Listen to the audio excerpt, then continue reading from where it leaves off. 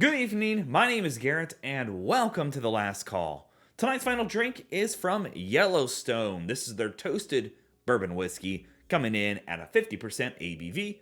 No official age statement on the bottle. So more recently, I put a poll out to the community, and if you're interested in those kind of things, check out the community posts. And it said, hey, I'm having a hard time picking between a couple bottles. I want your guys' input. And unanimously, you voted on this bottle for me to review. So thank you for taking the time to vote on that. Keep an eye. I'll hopefully be doing more of those in the near future. And I'll be honest, I'm pretty interested in this one as well. A couple things we do know about it. This is actually their standard bourbon whiskey that they do, which has a mash bill of 75 corn, 13 rye, and 12% malted barley, keeping it 50% ABV. But the interesting part is how they're finishing this with specific staves. And actually, there's quite a list of staves they're using with this. They're actually going in with a combination of high toast, American oak double toast, high vanilla, rickhouse, and spice rack staves. Now, half of those, I have no idea what that means or what all that entails, but I'm interested nonetheless. I do like a good toasted bourbon, personally. I know in some areas people have some criticisms towards it, but I tend to like them. But let's just see how Yellowstone does it. So, as always, we're going to be trying it two different ways. First way, neat, no ice, no water. Second way, we'll add just a drop of water, see if anything changes up. And as always, make sure you like the video, subscribe to the channel, hang around for a bit, become a member if you'd like. If you're interested in some other reviews over Yellowstone's products, I'll be putting a link up above and down below, so you can check those out. I reviewed their single malt, and I thought their single malt was really good, maybe a little higher than I would have liked to have paid, but I thought it was still a good bottle. And they more recently announced they're actually doing a rum cask finished one, so I will definitely be picking that up when the time comes. Light golden color on that, very pretty nonetheless. Let's go for notes. That is not at all what I was expecting. It's kind of a weird funk going on in here. So you definitely get the toasted element for the most part, but it has this very youthful nose on there. For me, it smells young, a little bit of almost a chocolatey note going on, bit of oak vanilla caramel, and definitely the oakiness. It's got almost like a damp wood note to it.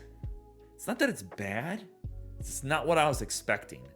Just a lot of different caramels going on in here, and again, there's a kind of a funk going in there as well, like a grain new makey funk. Or if you've had a lot of young whiskey, it's got that kind of just a little bit of a pungent wet grain note going on.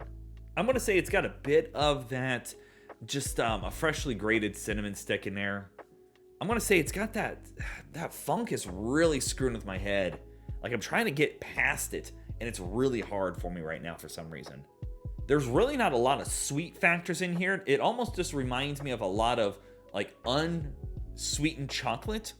That kind of damp wood note, a little bit of spice in there. You do get a bit of the rye spiciness, a little herbal in there, but then a lot of youth and a lot of funk going on there, like a new makey whiskey. Let's go for a taste. And to be honest, the taste follows the nose pretty closely. I'm getting a lot of nuts in here, like freshly roasted nuts that you can buy in the store, like during holiday times, where you get this amalgamation of different types of nuts. So it's kind of nutty, a little dry in here as well. You definitely get the toasted aspect into it. So it's got this light charriness going on, and it's just got a lot of weird wood notes in there. And I think that's because of all the different staves being used. Let's see if I take another sip and get some more clarity on things. You do get a bit of spiciness in here, like a black pepper, just like freshly grated. And then the oak notes are just kind of going in 20 different directions, because you get kind of a light spiciness like a cedar or a sandalwood, but then you get this kind of deep, heavy oakiness in there, and it's just kind of bouncing around. In my opinion, it's not a cohesive on the palate as I would wanted it to be. The staves, I just feel like, really kind of drew it to 20 different directions, and my brain's trying to comprehend exactly what direction to take here. You get a bit of that cocoa in there, that kind of chocolatey note that I was finding on the nose. Definitely a lot of nuttiness. There's still no ABV, nothing harsh, no off notes. You do get a bit of youth in there, but I don't necessarily call that an off note. But it's okay. It's just very different than what I was expecting to come into this. It's almost like it's missing a sweet component in here, because the rye spiciness isn't really bringing any sweetness to it. It's bringing in that spiciness. Almost wish they would have put like maybe a cherry wood stave in here to kind of sweeten things up a bit. You definitely get a lot of that toasted aspect no matter what. Like, it is heavy oaks and toasted sweetness in there. The wood sugars are very nice. It's just a different ride than what I was expecting, and I think this is probably going to be very different than what most people expect, to be honest. It's just different. I'm going to keep sipping on it here. Hold on. It kind of actually gives me vibes of like a Heath bar or a toffee bar, where you have your toffee coated in chocolate. I love those. But instead of coating it into a milk chocolate, they're using an unsweetened chocolate. And that's almost covering up anything the toffee is bringing. It's just different. And I keep saying that. I know it. Not my favorite pour. I'll say that much. Let's add a little drop of water. See how things change up here. Might help us find some additional notes, which is always possible. Might just make it a little easier to drink. Might just change it altogether. All right, let's go for notes on the water version.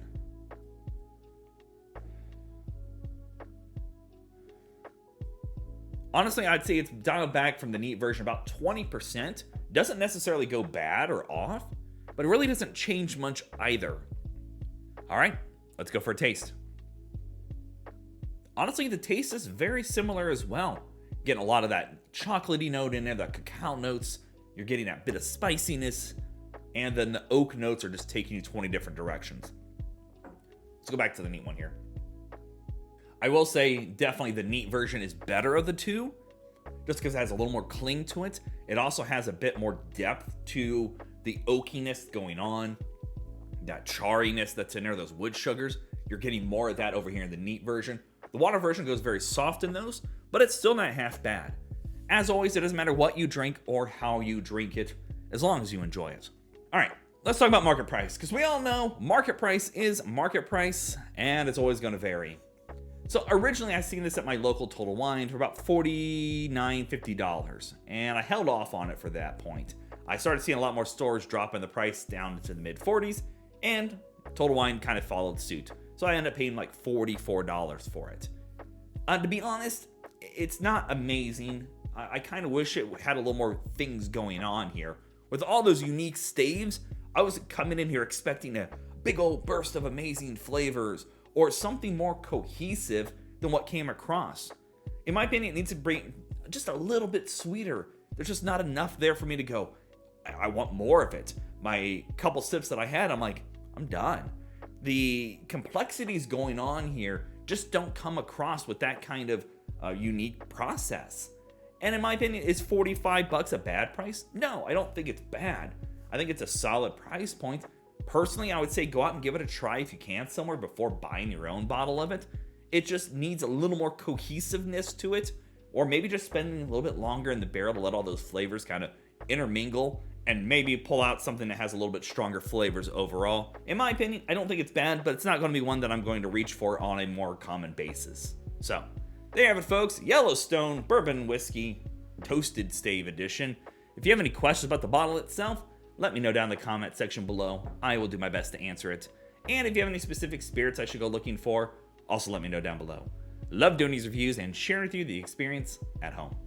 And as always, may your last drink of the night be the best one.